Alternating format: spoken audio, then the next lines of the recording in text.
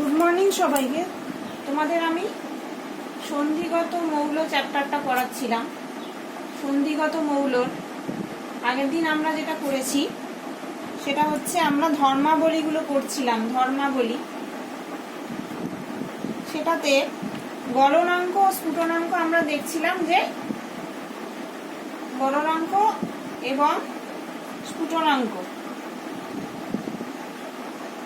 এগুলো সন্ধিগত মৌলের ক্ষেত্রে খুব বেশি হয়, কিন্তু গ্রাফে আমরা কি দেখছিলাম, ম্যাঙ্গানিজ আর টেকনিসিয়াম যেটা এদের কম।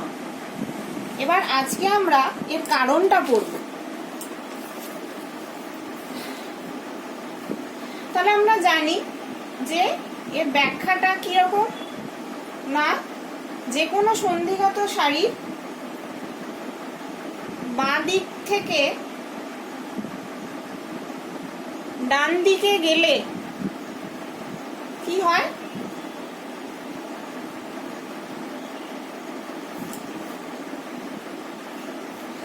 ধরো যে গ্রুপ 6 যেটা, তার ইলেকট্রনিক কনফিগারেশন কি হবে, n-1 d5 ns1। গ্রুপ 6 এ যে অযুগ্ম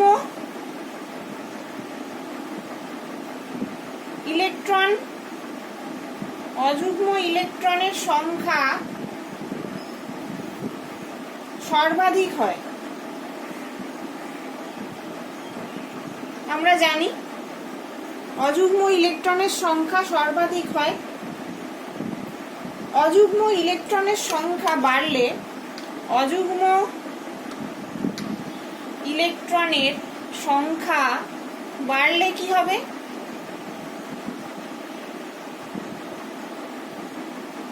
ধাতব বন্ধনের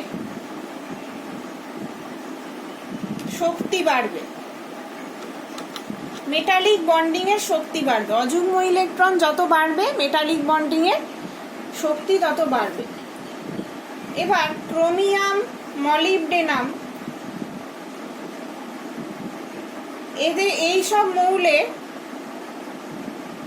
যোজ্যতা কক্ষে 6টা অযুগ্ম ইলেকট্রন থাকায় ধাতব বন্ধনের শক্তি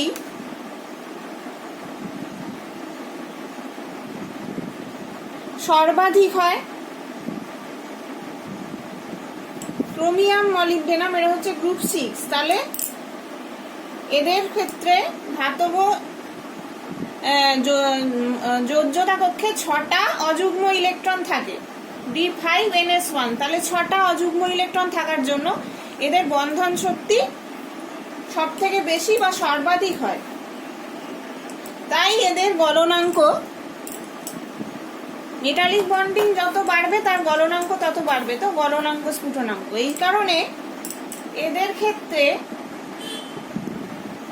গলনাঙ্ক এবং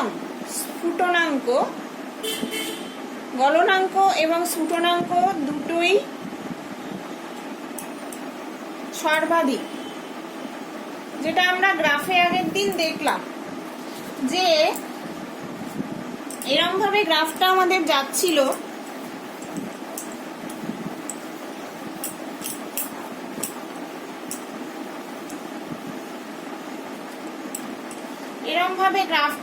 যাচ্ছিল, টাইটেনিয়াম, ভ্যানাডিয়াম, ক্রোমিয়াম, তারপরে ম্যাঙ্গানিজটা অনেক নিচে। তাহলে ক্রোমিয়ামের সর্বাধিক, তারপরে ম্যাঙ্গানিজের কমে গেল। তাহলে ক্রোমিয়ামটা কেন সর্বাধিক সেটা বোঝা গেল। এরা গ্রুপ 6 এ d5ns1 কনফিগারেশন, n-1 d5ns1 কনফিগারেশনে 6টা অযুগ্ম ইলেকট্রন থাকছে বলে এদের মেটালিক বন্ডিংটা খুব স্ট্রং। সেই কারণে স্ট্রং মেটালিক বন্ডিং তৈরি করছে, এবং সেই কারণে এদের গলনাঙ্ক, স্ফুটনাঙ্ক দুটোই সর্বাধিক, সব থেকে বেশি হয়। এবার হচ্ছে ম্যাঙ্গানিজ আর টেকনিসিয়ামের ক্ষেত্রে কম কেন। এবার গ্রুপ 6 থেকে যেই নিই, আমরা পরের গ্রুপে যাই, কি হয় না গ্রুপ 6 এর পরবর্তী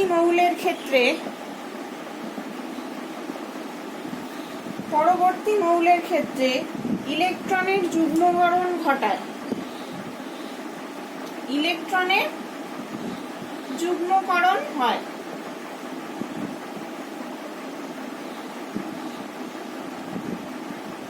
এবার তাই জন্য ইলেকট্রনের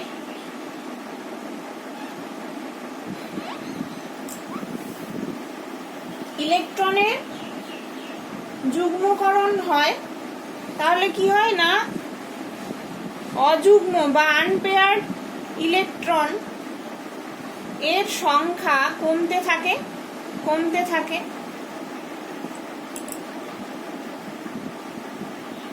তার জন্য ধাতব আয়ন বা ধাতব বন্ধনের শক্তি ক্রমশ কমতে থাকে। বোঝা গেল? এটা নিশ্চয়ই বোঝা গেছে না। গ্রুপ 6টা বেরোলেই এর পরের যে মৌল সেখানে ইলেকট্রনের যুগ্মকরণ হয়, মানে পেয়ারিং হয়।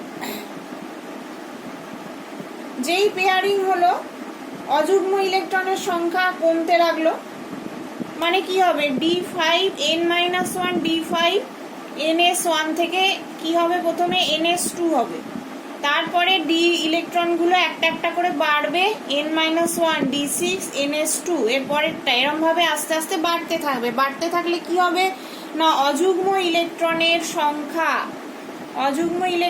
সংখ্যা কমছে। এখানে তোমরা দেখতেই পাচ্ছ D5NS মানে 6টা অযুগ্ম, D5NS2 তে 5টা অযুগ্ম, D6NS2 তে 4টে অযুগ্ম ইলেকট্রন।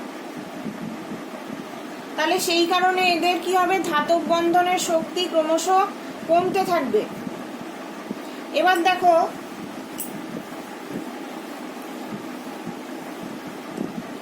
জিঙ্ক, ক্যাডমিয়াম, মার্কারি, এদের ক্ষেত্রে ডি কক্ষক সম্পূর্ণ ডি কক্ষক থাকে। জানি আমরা এগুলো D10 সিস্টেম। এই গ্রুপটা গ্রুপ 10 বা D10 সিস্টেম থাকে এদের। ডি কক্ষক সম্পূর্ণ থাকায় ধাতব বন্ধনের শক্তি সর্বাপেক্ষা কম হয়, কারণ এখানে সবকটা ইলেকট্রন পেয়ার্ড অবস্থায় থাকে। N-1 D10 4s2 এদের কনফিগারেশন। তাহলে সবকটা ইলেকট্রন দেখো পেয়ার্ড অবস্থায় আছে। অযুগ্ম ইলেকট্রন এদের ক্ষেত্রে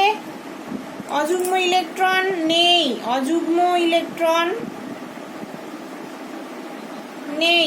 তাহলে এদের ধাতব বন্ধনের শক্তিও নিশ্চয়ই সব থেকে কম হবে বলে এরা একেবারে নিচে চলে যাচ্ছে, গ্রাফের একবারে নিচে থাকছে।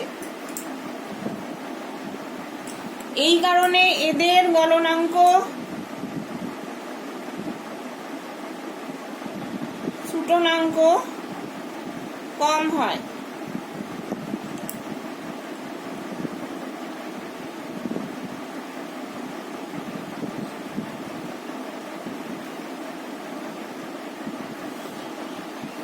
এবার হচ্ছে আমরা যাব ম্যাঙ্গানিজ ও টেকনিশিয়ামের ক্ষেত্রে। হঠাৎ করে ওটা ঝপ করে নেমে যায় কেন?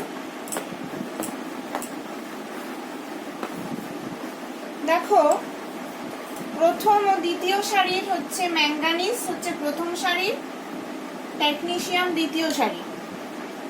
অস্বাভাবিক কম হওয়ার কারণ হলো তাদের ইলেকট্রন বিন্যাস হচ্ছে 3d5 4s2, আর এরটা দেখো 4d5 5s2।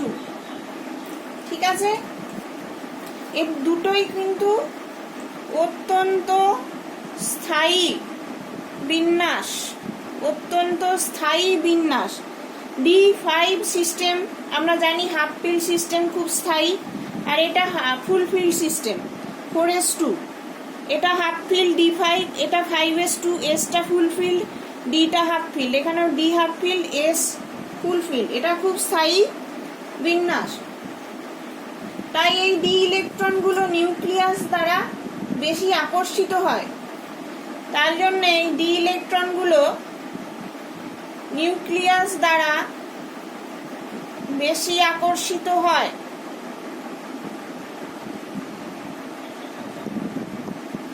এবং ডি ইলেকট্রনের ডিলোকালাইজেশন প্রবণতা হ্রাস পায়, যেহেতু এটা নিউক্লিয়াস দ্বারা বেশি আকর্ষিত হয়, সেই জন্য এদের এই যে ডি ইলেকট্রন, এদের ডিলোকালাইজেশন অথবা স্থানান্তর যেটা বলে, স্থানান্তর প্রবণতা হ্রাস পায়, যা ধাতু ধাতু গঠনের প্রবণতাকেও হ্রাস করে, যেটা ধাতু ধাতু গঠনের প্রবণতাকে কমিয়ে দেয়। মেটালিক বন্ড এদের মধ্যে তৈরি হওয়ার যে প্রবণতা, এটা কমে যায়। তাই ম্যাঙ্গানিজ আর টেকনিশিয়ামের গলনাঙ্ক স্ফুটনাঙ্ক প্রত্যাশিত মান অপেক্ষা অনেক কম হয়। সেই কারণেই এদের গলনাঙ্ক, মেল্টিং অ্যান্ড বয়েলিং পয়েন্ট, গলনাঙ্ক এবং স্ফুটনাঙ্ক দুটোই কম হয়, বা বলতে পারো অনেক কম হয়। তাহলে বোঝা গেল নিশ্চয়ই, ভালো করে বুঝিয়ে দিলাম। এর পরের পয়েন্টে আমরা চলে যাব, অ্যাটোমাইজেশন এনথালপি।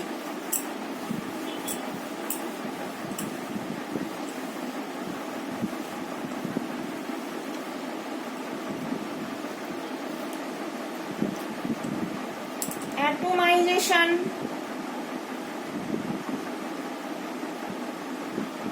এনথালপি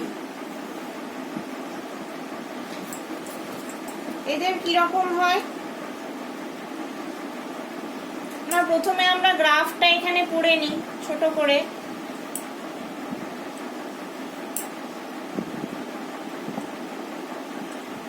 কমছে কমছে, এটা কমছে, এটা একই রকম থাকছে,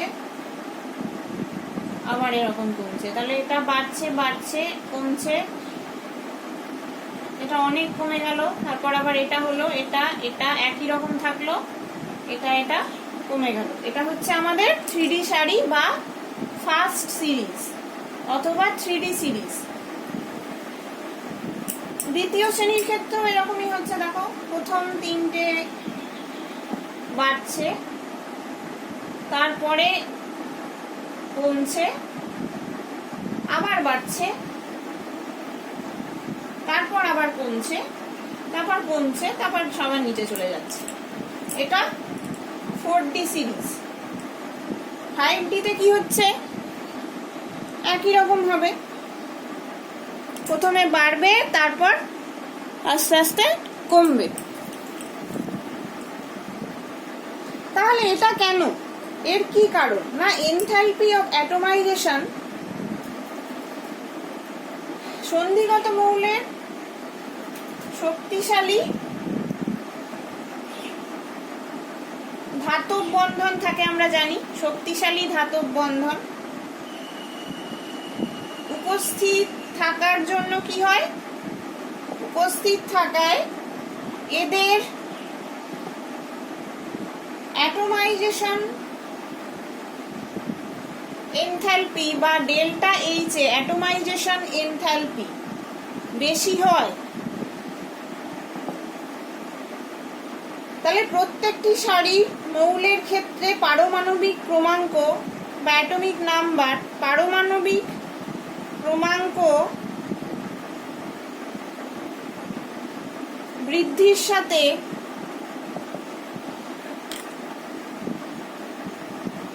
ডেল্টা এইচ এ বা অ্যাটোমাইজেশন এনার্জির মান বৃদ্ধি পেয়ে মধ্যস্থলে সর্বাধিক হয়। দেখো, যেটা আমরা এখানে দেখতে পাচ্ছি সর্বাধিক হচ্ছে কেন? না, এদের যত আনপেয়ার্ড ইলেকট্রন বাড়ছে, এখানে আনপেয়ার্ড ইলেকট্রন বা অযুগ্ম ইলেকট্রনের সংখ্যা এখানে বেশি বলে সব থেকে বেশি হচ্ছে। এই আগের মতোই এক্সপ্লেনেশনটা, হ্যাঁ, ডেল্টা এইচ এর মানটা বৃদ্ধি পেয়ে মধ্যস্থলে সর্বাধিক হচ্ছে, তারপর ক্রমান্বয়ে হ্রাস পাচ্ছে, একটা দুটো করে কমছে, হ্রাস পাচ্ছে। এবার নিচে দেখি আমরা 3D 4D 5D সারি পরিবর্তনটা এখানে দেখানো হয়েছে। এটা 3D, এটা 4D, এটা 5D। তাহলে আমরা আস্তে আস্তে দেখছি প্রথম দিকে বাড়ছে, দিয়ে ম্যাক্সিমাম হয়ে আস্তে আস্তে কমছে, দিয়ে আবার বাড়ছে।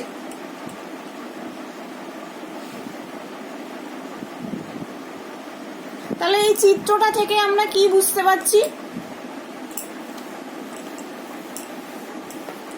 চিত্রটা থেকে আমরা বুঝতে পারছি যে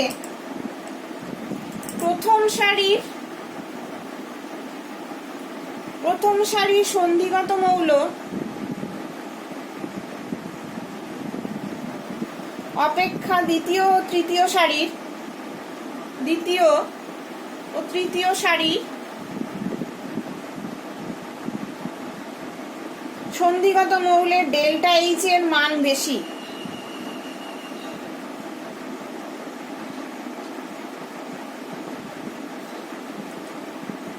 চিত্র থেকে আমরা কি বুঝতে পারছি? যে প্রথম সারির যে সন্ধিগত মৌল থেকে দ্বিতীয় ও তৃতীয় সারির সন্ধিগত মৌলর অবশ্যই ডেল্টা এইচ এটা বেশি, আমরা একটা চিত্রটা দেখে বুঝতে পেরেছি। এর ফলে কি হবে না, ভারী ধাতুর ক্ষেত্রে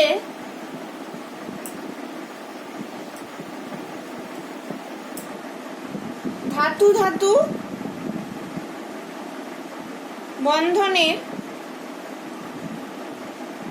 বন্ধন গঠনের প্রবণতা বাড়বে। তাহলে যত আমরা 3D থেকে 4D যাব, ওটা ভারী ধাতু হবে, 4D থেকে 5Dটা আরো ভারী ধাতু হবে। তাহলে ভারী ধাতু হলে এর ক্ষেত্রে ধাতু ধাতু বন্ধনের প্রবণতা বাড়ার জন্য ডেল্টা এইচ এর বা অ্যাটোমাইজেশন এনার্জিটা খুব বেশি হয়। তাহলে এটা কেন হচ্ছে, এর ব্যাখ্যাটা কিরকম?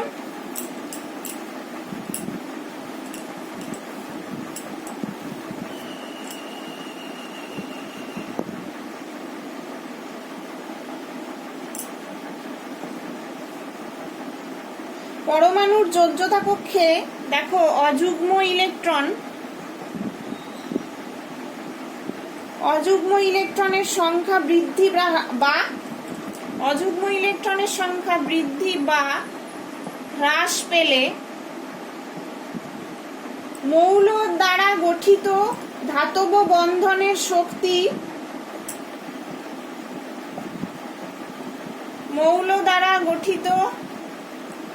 যে ধাতব বন্ধনের শক্তি বৃদ্ধি বা হ্রাস পাবে।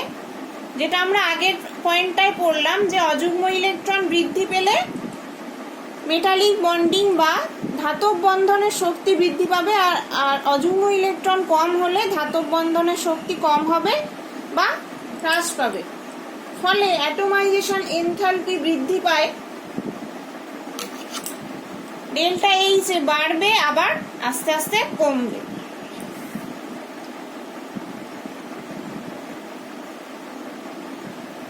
এটা আবার হঠাৎ করে কমলো কেন? ওই একই কারণ, স্টেবিলিটির জন্য।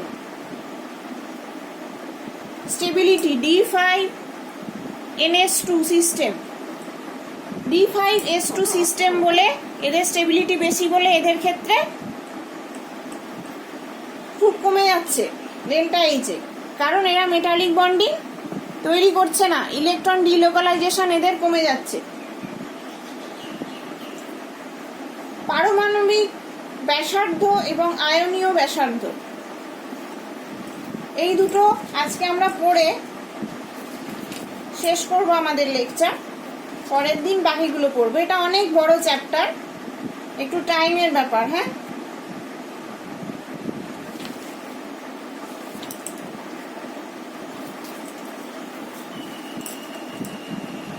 তাহলে আজকে আমরা কি পড়বো?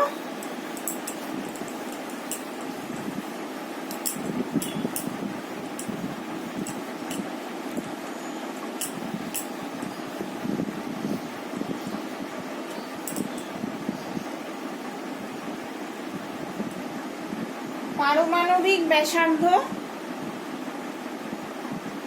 এবং আয়নীয় ব্যাসার্ধ, অ্যাটমিক আর আয়নিক রেডাই। ঠিক আছে, পারমাণবিক ব্যাসার্ধ এবং আয়নীয় ব্যাসার্ধ। ডি ব্লক মৌলের পরমাণু ও আয়নের ব্যাসার্ধ দেখো আমরা একটা গ্রাফে প্রথমে দেখছি। এদের আমরা দেখছি যে প্রথমে ওপর থেকে নিচে নামছে আস্তে আস্তে এরম ভাবে কমে আবার জিঙ্কের ক্ষেত্রে এখানে বাড়ছে। প্রত্যেকটারই তাই, 4D সিরিজেরও তাই, এরম করে বাড়ছে।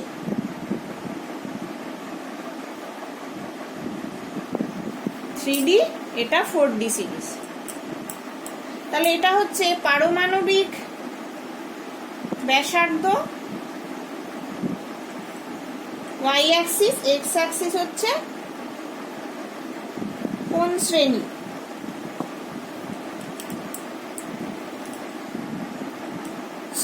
কোন শ্রেণী।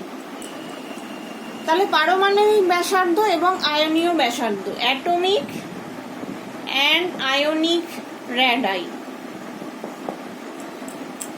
এদের কিভাবে পরিবর্তন হচ্ছে আমরা দেখছি যে ডি ব্লক মৌলের পরমাণু ও আয়নের ব্যাসার্ধ এস ব্লক মৌলের তুলনায় ছোট এবং পি ব্লক মৌলের তুলনায় কিন্তু বড়। এস ব্লকের মৌলের তুলনায় ছোট, মানে এস ব্লকের গুলো বড় ব্যাসার্ধ, আর পি ব্লকের তুলনায় ক্ষেত্রে ছোট। পি ব্লকের সাইজটা ডি ব্লকের থেকে বেশি বড় হয়, উল্টোটা বললাম। এস ব্লকের থেকে এদের আয়নিক ব্যাসার্ধ ছোট হয় আর পি ব্লকের থেকে এদের আয়নিক ব্যাসার্ধ বড় হয়। তাহলে কেন হয় না, আমরা যখন বাঁদিক থেকে ডান দিকে যাই, বাঁদিক থেকে ডান দিকে যাই তখন কি হয়, পরমাণুর ব্যাসার্ধ জানি আমরা, পরমাণুর ব্যাসার্ধ যেটা আয়নিক রেডাই কমতে থাকে। পরমাণুর ব্যাসার্ধ প্রথমে কমে, পর্যায় মাঝামাঝিতে ব্যাসার্ধ প্রায় অপরিবর্তিত থাকে, মাঝখানে অপরিবর্তিত থাকে, তারপর ডান দিকে পরমাণু ব্যাসার্ধ ক্রমশ বাড়ে। প্রথমে কমে, তারপর এটা স্টেবল থাকে, অপরিবর্তিত থাকে, তারপরে ডান দিকে গেলে আবার পরমাণুর ব্যাসার্ধ বাড়ে।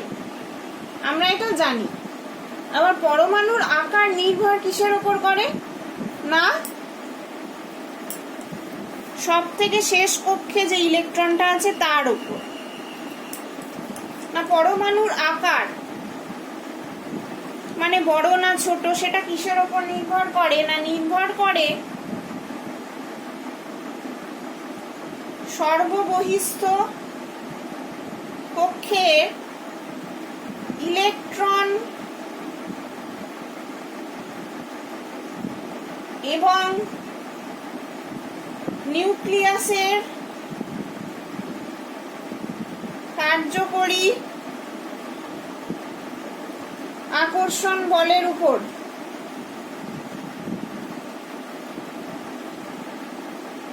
অবশ্যই সর্ববহিস্থ কক্ষের ইলেকট্রন এবং নিউক্লিয়াসের আকর্ষণ বলের উপর পরমাণুর আকার নির্ভর করে। তাহলে সন্ধিগত মৌলের ক্ষেত্রে পর্যায় বরাবর কি হয় না, বাঁদিক থেকে ডান দিকে গেলে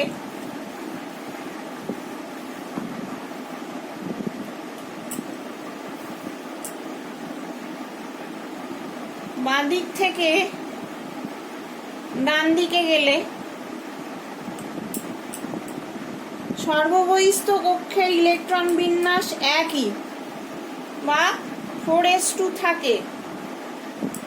এটা থাকে যখন আমরা বাঁদিক থেকে ডান দিকে যাই। কিন্তু নিউক্লিয়াসে একটা করে প্রোটন যুক্ত হওয়ায় নিউক্লিয়াসের পজিটিভ চার্জ বৃদ্ধি পায়। আমরা জানি বাঁদিক থেকে ডান দিকে গেলে নিউক্লিয়ার চার্জটা বৃদ্ধি পায়, ফলে পরমাণুর আকার হ্রাস পায় বা কমতে থাকে, যেটা আমরা দেখলাম গ্রাফটা এরম ভাবে কমছে দিয়ে আবার বাড়ছে।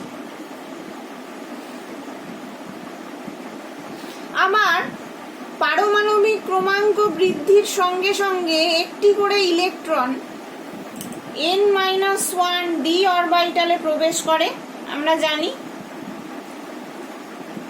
তাহলে কি হয়, d অরবিটালের আবরণী ক্ষমতা, যে আবরণী ক্ষমতা সেটা খুব কম হয়, আমরা জানি স্ক্রিনিং এফেক্টটা কম হয়। তার জন্য আবার নিউক্লিয়ার চার্জ বৃদ্ধি পায়। কম হওয়ার জন্য নিউক্লিয়ার চার্জ বৃদ্ধি পায়। তার জন্য নিউক্লিয়ার চার্জ বৃদ্ধি পেলেই পরমাণুর আকার ছোট হবে বা হ্রাস পাবে, পরমাণুর আকার হ্রাস পাবে। দেখো একই সারির শেষ প্রান্তে, অর্থাৎ গ্রুপ 11 বা গ্রুপ 12 যে আমরা গ্রাফটা দেখলাম, তাতে দেখো লাস্টে যে এরম ভাবে তো শ্রেণীগুলো যাচ্ছে 3, 4, 5, 6, 7, 8, 9, 10, 11, 12। তাহলে দেখো 10, 11, 12 এদের ক্ষেত্রে কিন্তু আবার বাড়ছে। এদের যে কপার, জিঙ্ক, কপার এদের ক্ষেত্রে আবার আস্তে আস্তে বাড়ছে। এটা কেন হচ্ছে না, n-1 d অরবিটালে অধিক সংখ্যক ইলেকট্রন থাকে, মানে d10 সিস্টেম থাকার জন্য কি হয়, ইলেকট্রন বিকর্ষণ হয়। বেশি ইলেকট্রন থাকার জন্য ইলেকট্রন বিকর্ষণ হয় বা ইলেকট্রন বিকর্ষণ বল এদের বেশি থাকে। তাই বিকর্ষণ বল নিউক্লিয়াসের বর্ধিত আধানজনিত আকর্ষণ বলকে অতিক্রম করে যায়, সেটা নিউক্লিয়ার অ্যাট্রাকশনকে অতিক্রম করে যায়। তাই এদের পারমাণবিক ব্যাসার্ধ বৃদ্ধি পায়। তাহলে নাম্বার অফ ডি ইলেকট্রন যদি খুব বেশি থাকলে ওরা নিউক্লিয়ার অ্যাট্রাকশনটাকে অতিক্রম করে যায়। অতিক্রম করলে কি হবে না, পারমাণবিক ব্যাসার্ধ বেড়ে যাবে বা বৃদ্ধি পাবে, যেটা আমরা গ্রুপ 10, গ্রুপ 11 আর গ্রুপ 12 এর ক্ষেত্রে দেখতে পাই।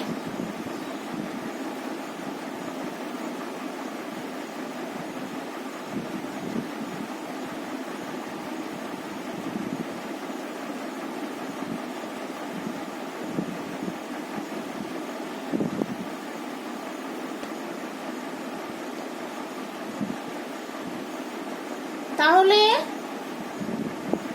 এবার হচ্ছে আমরা পড়ব ল্যান্থানাইড সংকোচন কাকে বলে, সেটা আমরা পরের ক্লাসে পড়ব। আজকে একটু বেশি হয়ে যাবে, সেই কারণে একটু আগে অবধি পড়ালাম, ঠিক আছে? তাহলে আজকের মতন এইটুকুই থাকলো। পরের দিন আমি তোমাদের আয়নীয় ভবন এনথালপি, ইলেকট্রোড পোটেনশিয়াল এর কিভাবে চেঞ্জ হয় সেটা পড়াবো।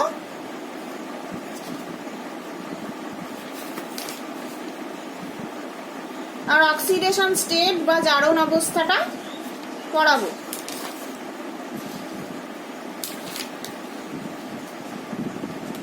ঠিক আছে, তাহলে আজকের মতন এইটুকুই থাকলো।